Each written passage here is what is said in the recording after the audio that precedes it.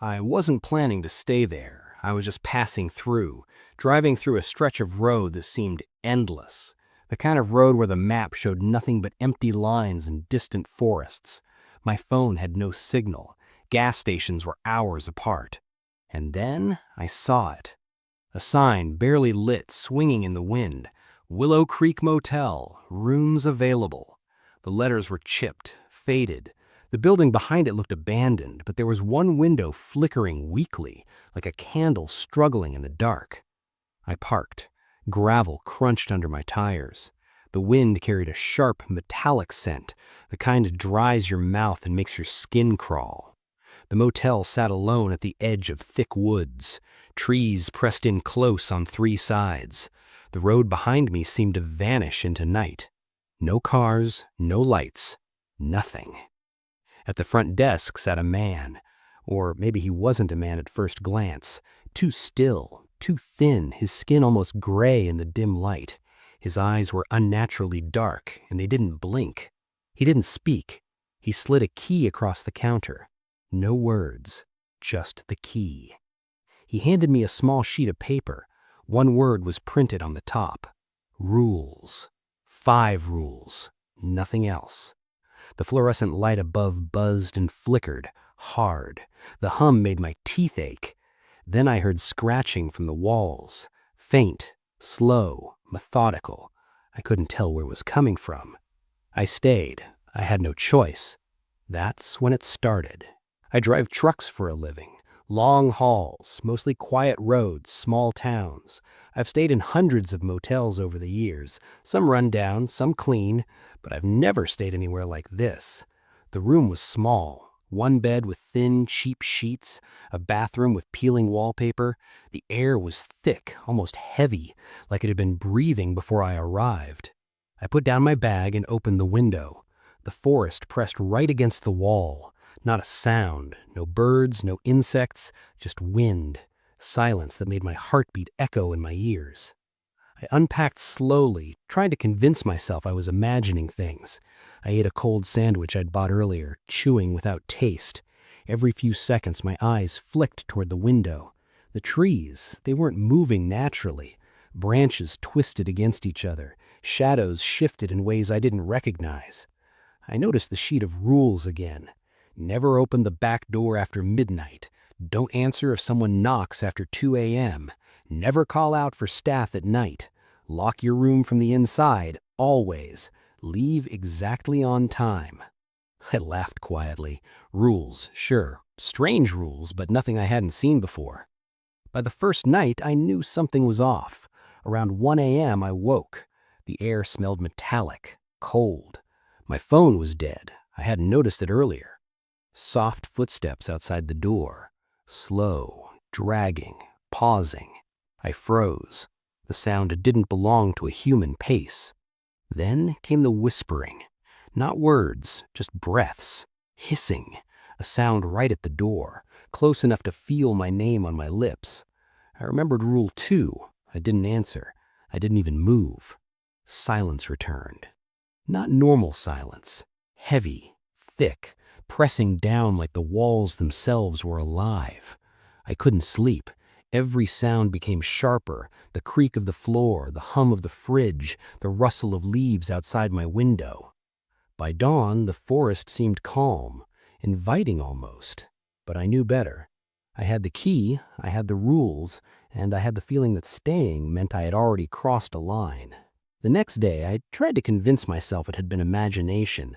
Sunlight made the motel seem almost normal. Almost.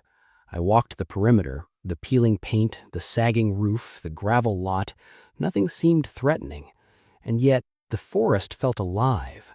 Eyes in the trees, branches that didn't move like branches. I shook my head. I told myself it was shadows, tricks of light, fatigue. Back in my room, small things started happening. The key wasn't where I left it. On the desk one moment, the floor the next. I hadn't moved. The bathroom mirror fogged without reason, even with the window open. I wiped it, and there it was. A handprint. Not mine, not any shape I recognized. Smudged, pale, just above the sink. I checked the rules again. Rule 1, Rule 2, nothing about mirrors. That night I sat on the bed trying to read. The light flickered above me, buzzing. Shadows moved on the walls. I told myself it was a trick of the light, but sometimes the shadows weren't consistent. One corner would stretch longer than physics allowed. Another would pause, as if waiting. I heard soft thumping from the ceiling, like footsteps. Not my pace. Slow, deliberate. Stop. Pause. Start again. Then came the whispering. Not words. Hissing. Breathing. Right outside the door. I remembered Rule 2. I didn't answer. I didn't even move. Every sound became magnified. The fridge hummed. Pipes rattled. Gravel shifted outside. My heart beat in my ears. I could feel it, watching, waiting, measuring. I tried to sleep, but the room refused to be ordinary. Every time I closed my eyes, shadows crawled across the ceiling. Every time I breathed, I felt a presence in the corner I couldn't see. And the key, it had moved again, across the room. Then it happened. I woke to my bedroom door slowly creaking open. Not a slam, not a bang, just a creak. Long, deliberate. My pulse spiked, my chest tightened. I froze, my eyes fixed on the dark doorway. Nothing moved, but I felt it, heavy, watching, waiting. The light flickered once, then out. Darkness swallowed the room. My hands clutched the sheets. I told myself it was sleep paralysis. I told myself it was nerves, but it didn't feel like nerves. A shadow detached from the corner. Not human, not entirely.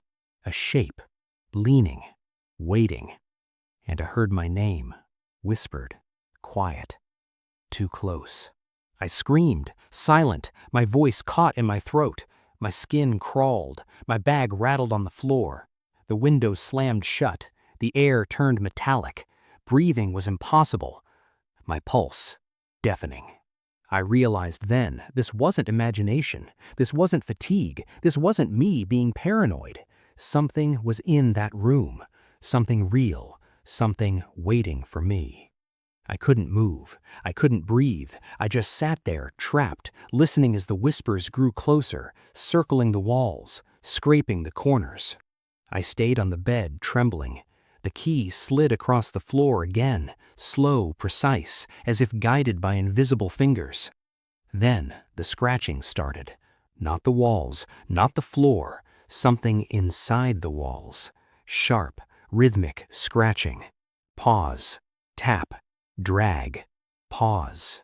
I heard breathing behind me, not my own. Slow, heavy, wet. I dared not turn. Every instinct screamed to run, but I remembered Rule 5. Leave exactly on time, not early, not late. The shadows in the room began to stretch, grow taller, walls warped subtly. The corners darkened, curling toward me. Whispers circled the ceiling, low voices calling my name, counting, waiting. I tried the door, locked. I tried the window, stuck. I was trapped.